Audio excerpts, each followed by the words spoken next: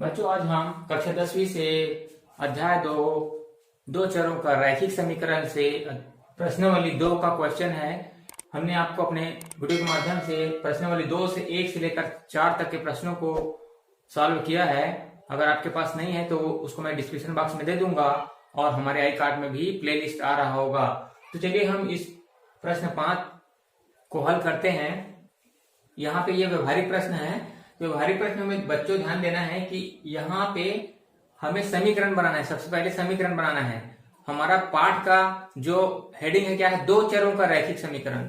तो यहाँ पे हमें दो चरों का मतलब दो चर वाले समीकरण बनाना होगा 2 बार, दो। तब हम इसको हल करेंगे विलोपन और प्रतिस्थापन विधि। विलोपन और प्रतिस्थापन विधि, या अगर आपके पास विलोपन और प्रतिस्थापन विधि का वीडियो नहीं है तो मैं उसको भी अपने आई कार्ड में दे दूंगा, उससे आप जाकर अच्छे से समझ सकते हैं। तो चलिए हम इसको शुरू करते हैं। बच्चों यहाँ पे दिया हुआ है, यहाँ पे हमें यहां तक लेना है। ये प्रश्न दिया हुआ है तथा तक, ये हमारा पहला समीकरण बनेगा। तो इससे सबसे पहले कहा गया है 15 किलोग्राम चाय व 17 किलोग्राम कॉफी का मूल्य ₹183 है ना। तो यहाँ पे हमें मानना पड़ेगा कि माना चाय का मूल्य 1 किलोग्राम है ना, जो बोला कि उसी ग्रुप में 1 किलोग्राम चाय का मूल्य बराबर x है तथा 1 किलोग्राम कॉफी का मूल्य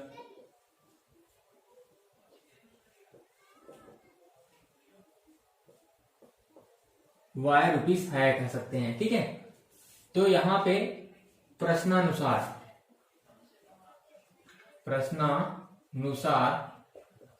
देखिए ये वाक्य को कहा गया है 15 किलोग्राम चाय व 17 किलोग्राम कॉफी का मूल्य, मतलब दोनों को जोड़ दें तो हमारे पास ₹183 होगा।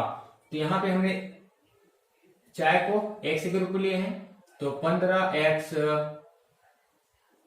मूल्य योग कहा जा रहा है, दोनों को जोड़े तो इतना हो रहा है, प्लस 15x और कॉफी को हमने y लिया है तो 17 किलोग्राम 17y बराबर, दोनों को जोड़ दें, दोनों को खरीदने के बाद मूल्यों को जोड़ दें तो हमें मिल जाएगा ₹183। उसको ये समीकरण, इसको पहला ले लीजिए। अब उसी प्रकार पुनः प्रश्नानुसार, अब उसके बाद यहां से देखिए दूसरा वाक्य दिया हुआ है। ये हमारा दो चर का रैखिक समीकरण मिलेगा।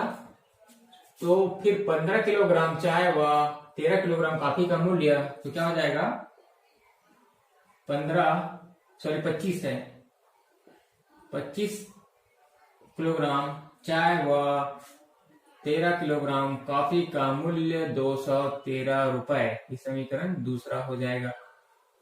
अब उसके बाद हमें ज्ञात करना है, ये तो दिया हुआ है ना, ज्ञात करना है। क्या ज्ञात करना है? हमें 7 किलोग्राम चाय, मतलब 7 किलोग्राम चाय और 1 किलोग्राम कॉफी का मूल्य को हमें ज्ञात करना होगा।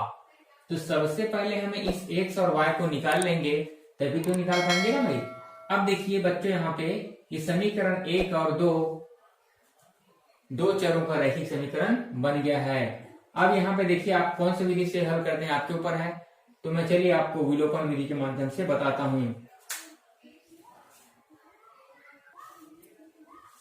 विलोपन विधि से हल करेंगे तो यहाँ पे x का गुणांक, दोनों समीकरणों के x का गुणांक को देखिए, एक में 15 है और दूसरा में 25 है। तो उसमें हमें दोनों का स्थिरांक को समान करना पड़ेगा।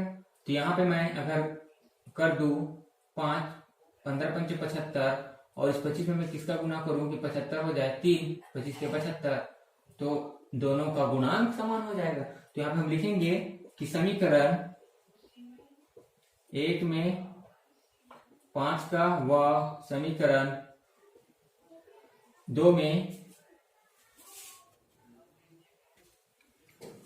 तो समीकरण 1 में 5 का गुना किया हमने, तो 5 का गुना किया 15 पंचे 75 और 17 पंचे 85 वाई और 5 गुणित 183 करेंगे तो 915। उसी प्रकार समीकरण जो दूसरा है उसमें 3 का गुना करेंगे तो 25 या 75 और 13 या 39 वाई और 213 गुणित 3 करेंगे तो हमें मिल जाएगा 639।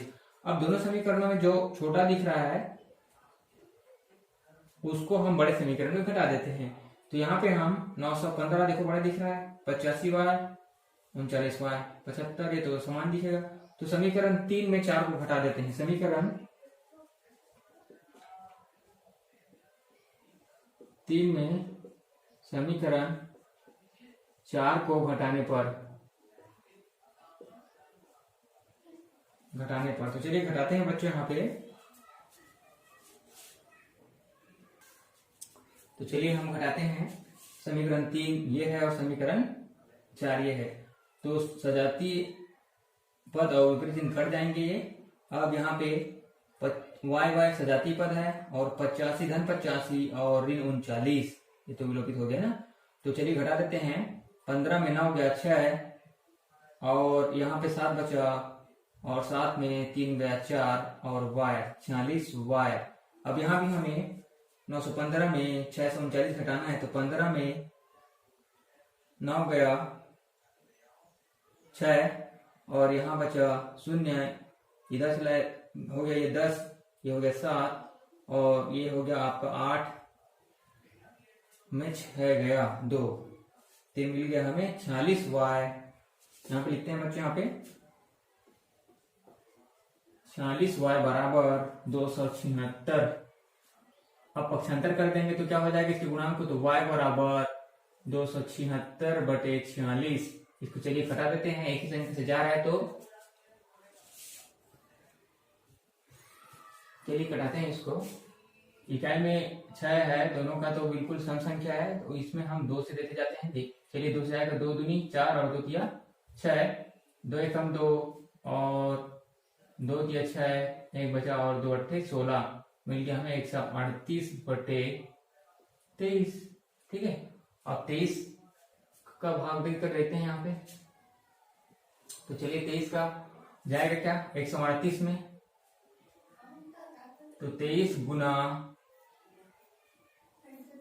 6 × 18। इसमें किसका इंटू करें कि इकाई में 8 आ जाए। देख लीजिए 3 का करेंगे कितनी होगा, 8 नहीं आ रहा है।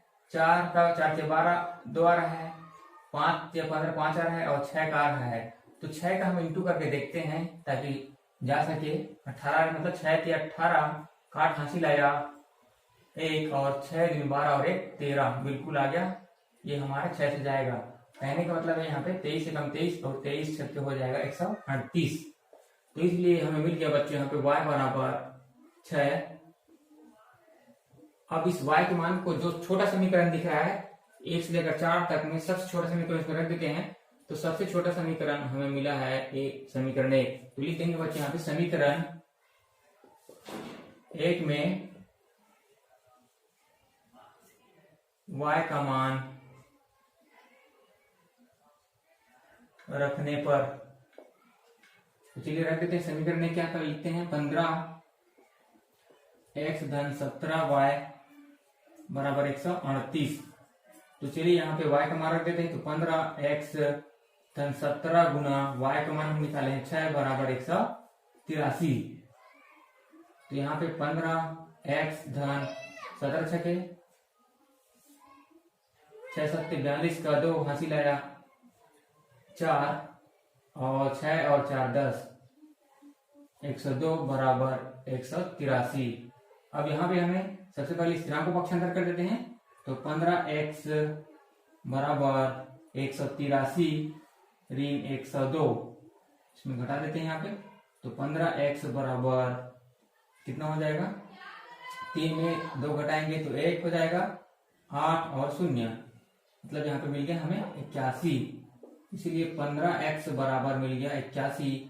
x का मान निकालने के लिए इसके गुणांक को पक्षांतर कर देते हैं। तो x बराबर हो जाएगा यहाँ पे 81/15। तो चलिए देख कर देते हैं 15 जाएगा क्या, समय दशमलव आने वाला है ये। ठीक है, तो 15 × 64 15 × 5 75 15 पंचे 75, 5 बार में क्या है, और यहाँ पे 75 में 81 में 75 घटा दीजिए तो मिल जाएगा 6, नहीं गई इसलिए दशमलव लगाए, यहाँ पे 0 हो जाएगा। ठीक है, उसके बाद है 15 का पहाड़ा पड़ी 15 चौक 60, इसलिए मिल गया बच्चों यहाँ पे हमें x बराबर 5.4। ये क्या है, हमने क्या माना था यहाँ पे x रुपीस, मतलब ये हो जाएगा रुपया, 5 रुपया 40 पैसा। इस प्रकार हम, अब ये कितना हो जाएगा, 6 रुपये हो जाएगा, 6 रुपए। अब हमें क्या निकालना है, क्या करना है, 7x धन 1y, तो यहाँ पे मान रख देते हैं बच्चों, यहाँ पे 7x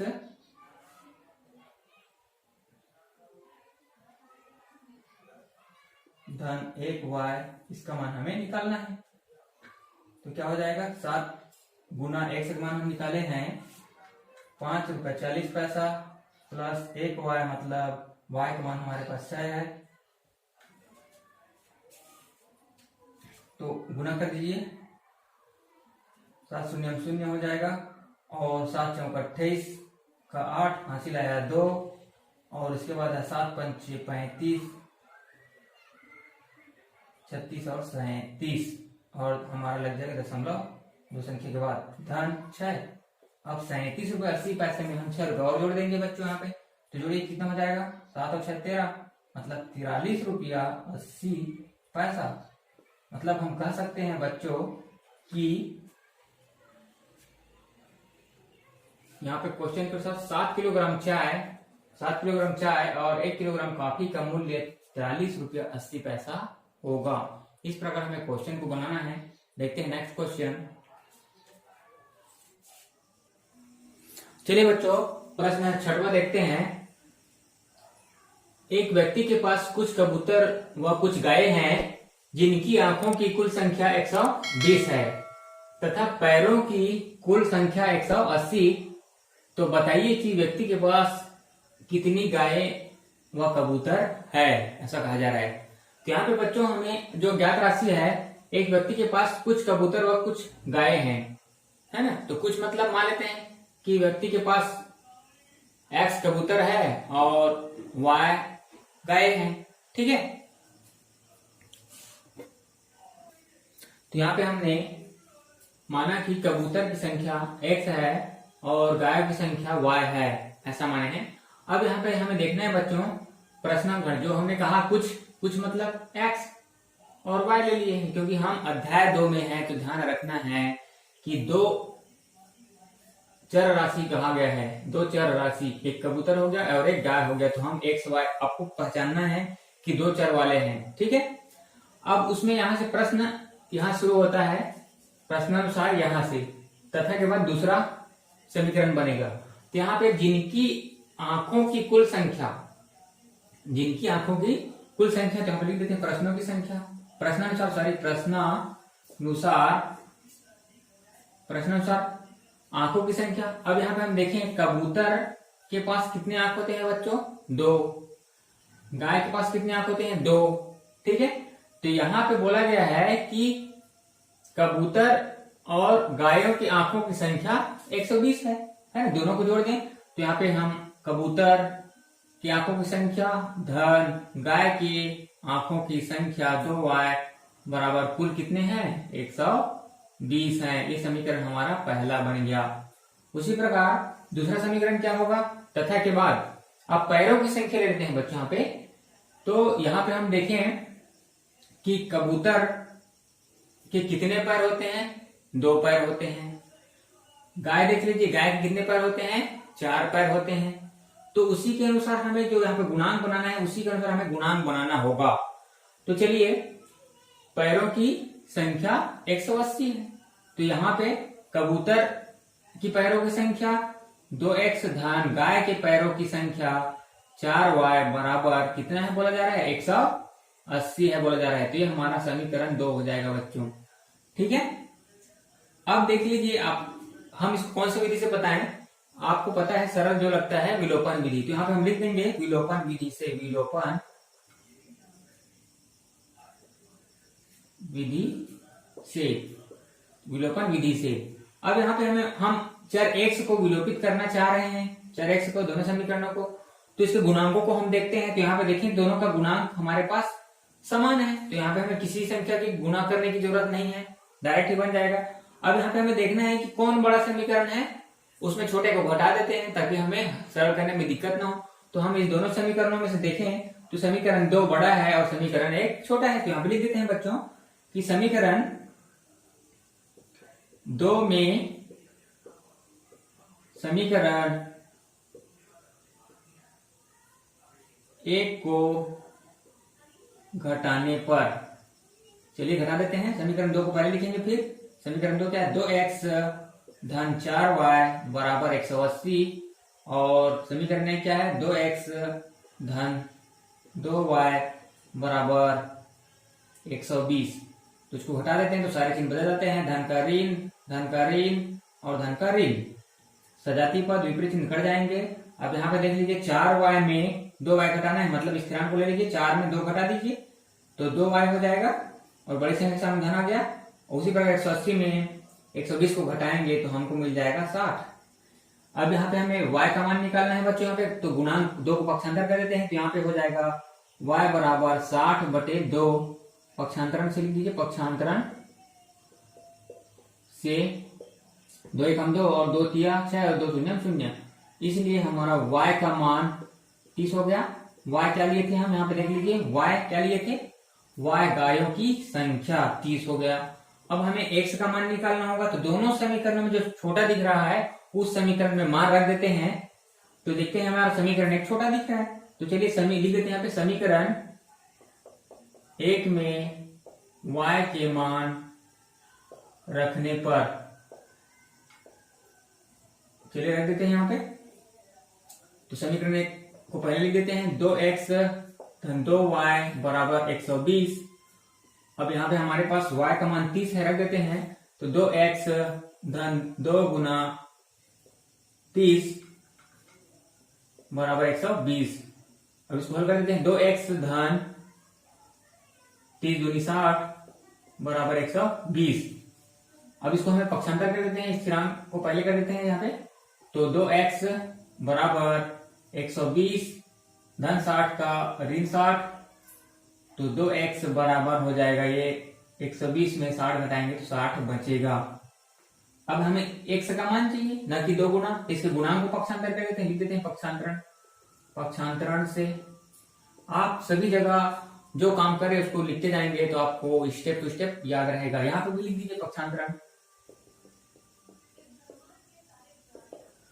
तो गुणा का उल्टा भाग हो जाएगा, तो x बराबर 60/2, 2 1 2 और 2 3 6 और 2 0 0, तो इस x बराबर क्या हो गया 30, इसलिए हम कहेंगे x बराबर 30 और y बराबर क्या निकलेगा यहाँ पे 30। तो यहाँ पे हम कह सकते हैं बच्चों कि x हमने लिया था कबूतर, तो कबूतर की संख्या 30 हो जाएगा और हमारे पास गाय की संख्या भी 30 हो जाएगा, ये हमारा आंसर हो जाएगा। तो आपको शब्दों में लिख देना है एक बार। इस प्रकार हमारे जो प्रश्न के अनुसार लास्ट में कहा गया है, बताइए कि व्यक्ति के पास कितनी गायें और कबूतर है, तो हम कहेंगे व्यक्ति के पास कबूतर 30 और गायें भी 30 है, ऐसा कहेंगे। तो चलिए नेक्स्ट क्वेश्चन देखते हैं बच्चों यहाँ पे। चलिए बच्चों 7वां सवाल देखते हैं। इससे 7वां सवाल में दिया, एक थैले में 50 पैसे और 25 पैसे के कुल 94 सिक्के हैं। यदि थैले में कुल 29.75 रुपया है, तो बताइए कि थैले में 25 पैसे और 50 पैसे की सिक्कों की संख्या कितनी है। तो यहाँ पे भी हमें सेम टू सेम वैसी बनाना है बच्चों यहाँ पे। अब यहाँ पे चलिए मान लेते हैं कि माना 50 पैसे के सिक्कों की संख्या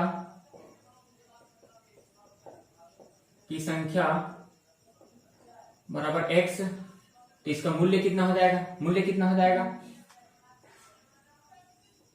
कितना होगा 50x हो जाएगा, 50x हो जाएगा, ठीक है। उसी प्रकार 25 पैसे के सिक्कों की संख्या मान लेते हैं y, तो इसका मूल्य कितना हो जाएगा, बराबर 25y। ठीक है, यहां तक तो हमने कर लिया, मान लिए। ठीक है, अब यहां पे हमें कुल कितने सिक्के हम बोल रहे हैं, 94 सिक्के हैं। ठीक है, तो 50 पैसे और 25 पैसे, 50 पैसे और 25 पैसे, कुल सिक्कों की संख्या 94 है। 94 है, प्रश्नानुसार लिए थे, प्रश्नानुसार है, हम यहां तक लिए थे। अब दोनों का योग कितना है, 94 है। समीकरण पहले ले लेते हैं। यहाँ पे 50 पैसे और 25 पैसे कि सिक्कों की संख्या 94, दोनों को जोड़ दें तो 94 है बोल रहे हैं, ये मूल्य की बात हो रहा है। ठीक है, अब यहाँ पे हमें फिर दूसरा प्रश्न अनुसार यहाँ पे देखिए, थैले में कुल 29.75 रुपए है, 29.75 रुपए। अब यहाँ पे रुपए की बात हो रहा है और यहाँ पे हमें चर्चा हो रहा है यहाँ पे पैसों की, तो यहाँ पे हम 29.75 रुपए को पैसे में बदलेंगे तो हमें पता है कि 1 रुपए बराबर 100 पैसे, 1 रुपए बराबर 100 पैसे। तो रुपए को पैसे में बदलना है तो इसको हम 100 से गुणा कर देंगे। तो चलिए, क्योंकि 29.75 रुपए में कुल 100 का गुना करेंगे क्या आ जाएगा, 2975 पैसे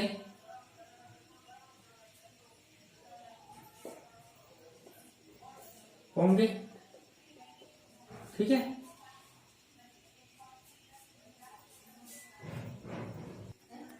यहां पे 29.75 रुपए में कुल 2975 पैसे होंगे, क्योंकि हम यहाँ पे 100 को गुना कर दिए हैं।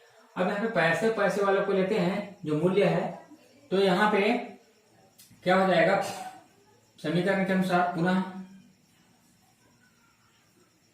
50x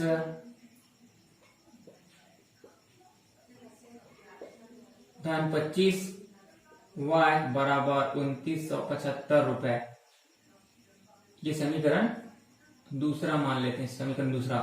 अब यहाँ पे हमें ध्यान देते हैं बच्चों, यहाँ पे समीकरण अगर बड़ा लग रहा हो तो हमें इसको सरलता रूप में करने के लिए किसी एक संख्या से पूरे में भाग देते हैं, जा रहा है तो अगर दे देंगे यहाँ पे देखो 0 5 5 है तो बिल्कुल 5 से जाएगा, तो यहाँ पे दे देंगे 5 का 5 और 5 0 0, मतलब 10 पंचे 50 होता है और 5 पंचे 25।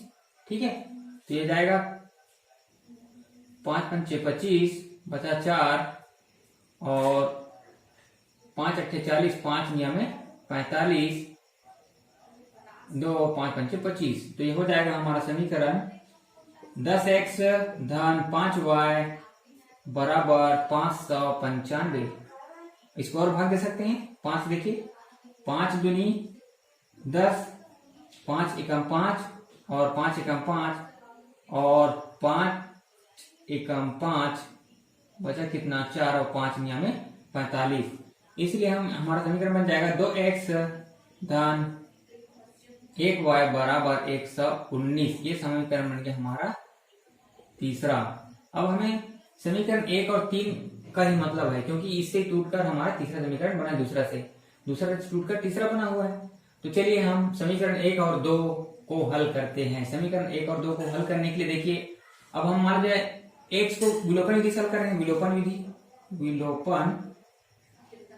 विधि।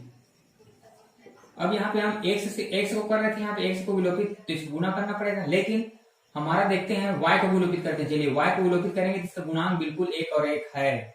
ठीक है, तो इसमें हमें किसी का गुना करने की जरूरत नहीं है। तो यहाँ पे हमें देखना है कि कौन सा समीकरण बड़ा है, ताकि आपको घटाने में दिक्कत ना हो। बड़ा समीकरण में मतलब बड़ा संख्या में छोटे संख्या को घटाने में दिक्कत नहीं होता है, उसी प्रकार बड़ा समीकरण में छोटा समीकरण को घटाएंगे जिससे हमें दिक्कत नहीं होगा। तो समीकरण 3 में समीकरण 1 को घटाने पर लिख देते हैं, समीकरण 3 में समीकरण 1 को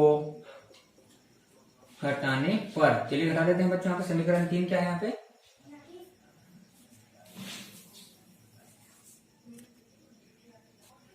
चलिए समीकरण को घटाते हैं 3 में 1 को, तो यहाँ पे देखेंगे कि 2x में 1x को घटाएंगे तो हमारे पास बचेगा 1x, और प्लस y में माइनस y विलोपित हो जाएगा, कट जाएगा। यहाँ पे अब देखिए 119 में 94 घटाएंगे तो यहाँ पे 9 में 4 गया 5, और 11 में 9 गया 2। तो इस प्रकार हमें मिल गया। देखिए यहाँ पे आपको समझ में आ गया होगा, x बराबर 25, x बराबर मिल गया 25। अब इस x के मान को जो सबसे छोटा समीकरण उसमें रख देते हैं ताकि y का मान निकल जाए। तो समीकरण एक छोटा दिख रहा है यहाँ पे, तो लिख देंगे समीकरण 1 में मान रखने पर, चलिए रख देते हैं। तो समीकरण 1 को लिख देते हैं एक बार सेम टू सेम, x धन y बराबर 94, x का मान 25 धन y बराबर 94, पक्षांतर कर दीजिए, पक्षांतरण से 25 को, तो y बराबर हो जाएगा 94 ऋण 25, y बराबर 14 में 5 गया 9, और 8 में 2 गया 6, इसलिए हमें मिल गया y का मान 69। अब हम कह सकते हैं कि प्रश्न के अनुसार कह सकते हैं कि 25 को हमने क्या लिया, 50 को लिए थे हमने, x माना था, तो x का मान हमारा मिल गया 25, और y का मान मिल गया हमें 69। तो इसलिए हम कहेंगे 50 पैसे के 25 सिक्के और 25 पैसे के 69 सिक्के हमारे पास होंगे, व्यक्ति के पास होंगे। तो यहाँ पे देखते हैं, व्यक्ति के पास लिख देते हैं यहाँ पे, इसलिए इस प्रकार लास्ट में हम शब्दों में लिख देंगे बच्चों की, व्यक्ति के पास 50 पैसे के 25 और 25 पैसे के 69 सिक्के होंगे। मिलते हैं नेक्स्ट वीडियो में, बाय।